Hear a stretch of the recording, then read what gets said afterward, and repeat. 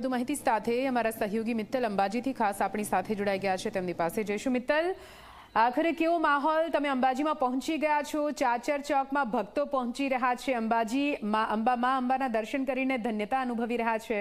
આપ જ્યાં ઉપસ્થિત છો ત્યાંથી કયા પ્રકારના રંગ સામે આવી રહ્યા છે?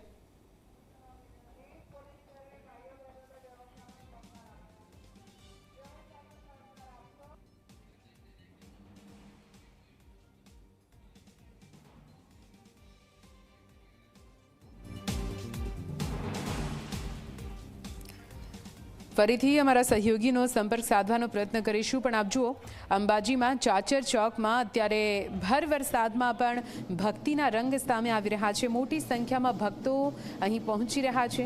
આ 5 દિવસની વાત કરવામાં આવે તો 5 દિવસમાં 30 લાખ જેટલા ભક્તોએ દર્શન કરી લીધા છે, આશીર્વાદ માતાના મેળવ્યા છે અને હજુ પણ ભક્તોનો પ્રવાહ ઓછો નથી થઈ રહ્યો। 24 કલાકની ટીમ અત્યારે અંબાજીમાં ઉપસ્થિત છે। ભાદરવી પૂનમ નિમિત્તે પગપાળા સંઘ જઈ રહ્યા છે અને આપ આ સંઘને જુઓ કે જ્યાં સરખે સરખા કપડાં પહેર્યા છે અને એક ઉત્સાહનો માહોલ છે। નાચગાન કરી, ગરબા કરી અને આ સંઘ જઈ રહ્યો છે, ભજન કીર્તન થઈ રહ્યા છે અને આપ જુઓ કે બહેનોએ સરખી સાડી પહેરી છે। આ બહેનો સાથે વાત કરવાનો પ્રયત્ન કરીએ, તેમાંનો કેટલો ઉત્સાહ છે બહેનોમાં। શું કહેશો, કેટલો ઉત્સાહ? કેટલો ઉત્સાહ?